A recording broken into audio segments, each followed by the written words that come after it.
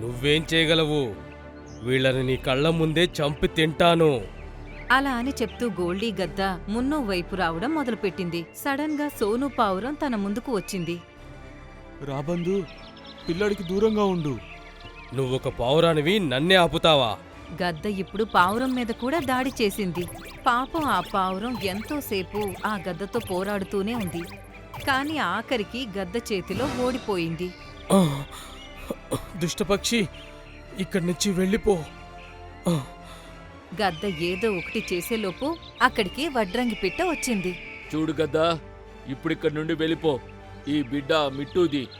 తను ఎప్పుడు అడవి జంతువులకి సహాయం చేస్తూ ఉంటాడు. నువ్వు వీళ్ళకి అన్యాయం చేస్తే నేను అసలు ఊరుకోను.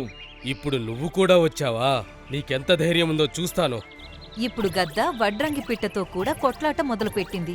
చాలాసేపటి వరకు వడ్రంగి పిట్ట గోల్డీ గద్దని ఆపటానికి ట్రై చేసింది. ఆహ్! నువ్వు నన్ను గాయపరచడం కరెక్ట్ కాదు. ఇప్పుడు చూడు. ఓహ్!